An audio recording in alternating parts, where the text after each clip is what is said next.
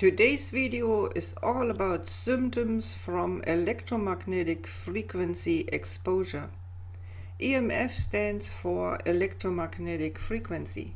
Everyone who is exposed to Wi-Fi is affected by electromagnetic frequencies. Name me one group of people who is not exposed.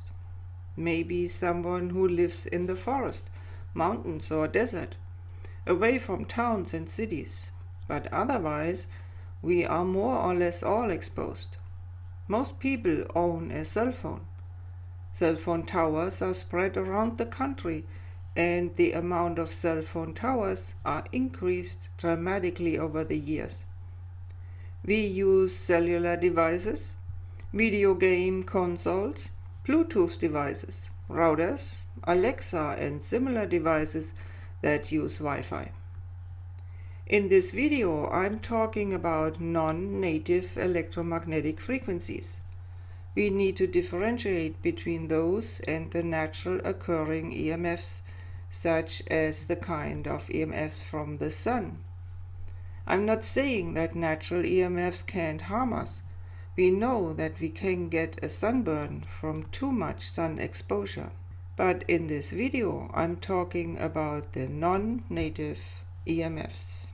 When the first cell phones came out, we had the 2G Wi-Fi, where G stands for generation. Then we had 3G and now 4G, and we are moving towards 5G.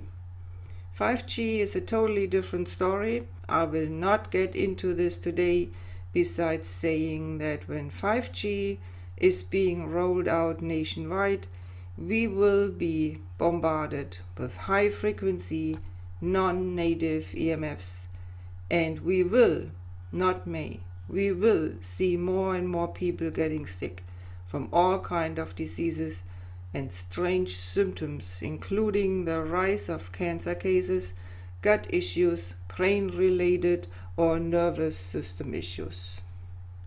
Let's take a look at the amount of Wi-Fi spots and cell phone antennas in the USA in 2002 and 3. Then in 2006 to 9. And check this out, Wi-Fi hotspots and cell phone antennas in 2010 to 2012. Maybe this will shock you.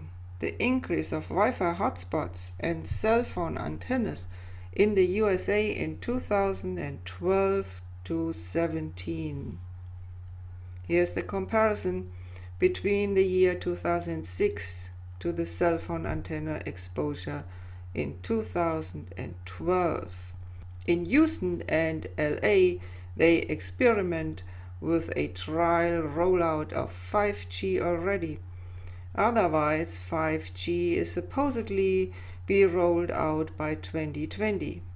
I have no idea how this map will look like after the rollout of 5G. It probably will be all in one color, a dark lilac blanket, because they want to cover the USA and put up antennas every 2 to 3 houses. I forgot who it was who mentioned that they want to blanket the USA with 5G via satellites. Good Lord, we need to prevent this. Okay, back to the subject of this video, which is symptoms people experience when they are under constant attack from non-native EMFs. It is important to mention that combinations of symptoms have been reported in 22 studies done between 1974 to 2014. The studies have been done on people who experienced EMF exposure from living near phone base station, that was in 2004, use mobile phones 2011, live near shortwave broadcasting towers in 2000, live near cell phone base station 2003, exposure from smart meter EMF 2013. People working in television transmitter stations 1992. And US Embassy personnel in Moscow who were exposed to microwave EMFs in 1998. Symptoms that were reported in those studies include headaches. Although headaches can have a lot of different causes, such as dehydration, stress, or gut issues. What we find is that people who experience headaches from EMF exposure observed that they are symptom-free after removing the source of EMFs. Other symptoms are dizziness, fatigue, irritability, blurred vision, and insomnia. This is another symptom that someone can experience which subsides once the EMF source has been removed. Another symptom that occurs with EMF exposure is tingling in the body, such as tingling in the hands. Some people realize that whenever they hold their cell phone, they feel a tingling sensation in their hands, which goes away as soon as they put it on airplane mode. Concentration problems occur. Sleep disturbances, such as waking up during the night, having trouble falling asleep. Memory problems, skin problems such as rashes, lack of appetite, histamine response, chronic dehydration, where people have low sodium level, low electrolyte levels such as magnesium, potassium.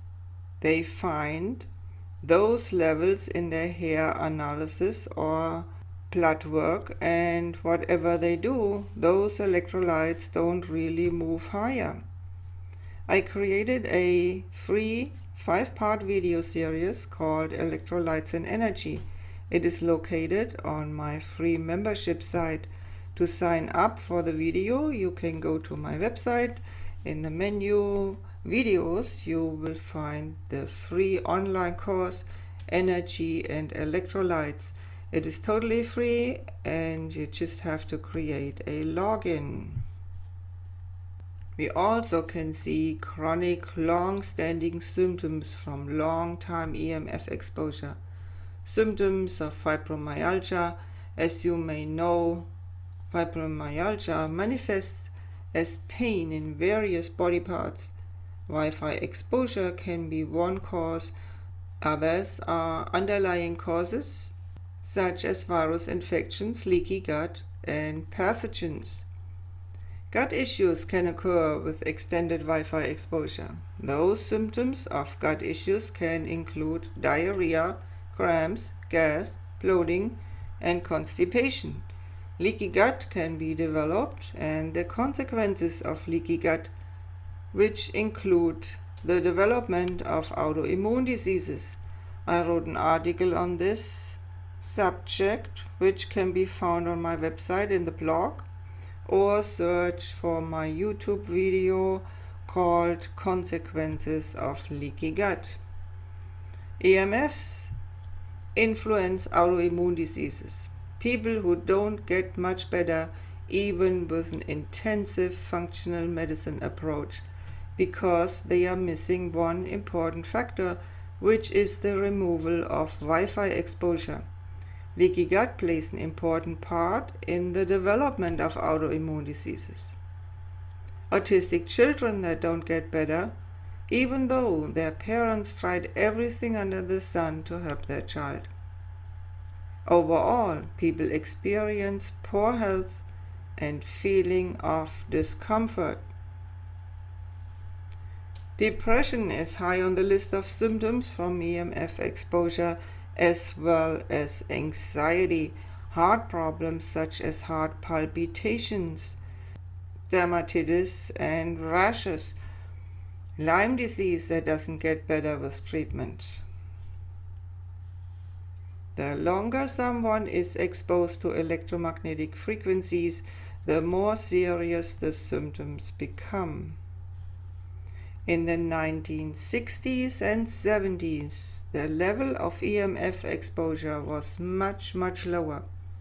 Studies done back then showed that levels of 0.15 volt per meters can cause the symptoms I just mentioned. USA guidelines are at 61.4 volt per meter. Compare this with 0.15 volt per meter from the 1960s and 70s, when people showed symptoms from those levels already. Nowadays we put children in a classroom with very high levels of 14 volt per meters, and every child has access to a tablet. They keep their head close to the tablet. Think about this for a moment. How high is the EMF exposure to the head, to the organ that operates on electricity? We are electrical beings. Children also hold the tablet or cell phone in their lap. Which organs are located there? The gut with the microbiome and the reproductive organs. Again, take a look at the guidelines. Can you see that those safety guidelines are not there to protect us? If you watched my video series on energy and electrolytes, which is free to the public, then you know about the importance of the extracellular matrix in conjunction with the intracellular matrix and cell function. Our cells can't work if those two matrices can't communicate with each other. Electrolytes play an important role, and it is not just magnesium and salt. How many people drink Himalaya sea salt every day because they have adrenal issues? Salt reduces potassium, which plays a very important role in the communication of the extracellular and intracellular matrix. Go and watch my video. You'll find it on my website under the menu item video. It's on a free membership site. All you have to do is create a login. It is up to you to protect yourself and your loved ones. Defender Shield and Belly Blanket are a good start. Please leave a comment. I love reading them, or email me through my website or through my Facebook page or Facebook group. Take care.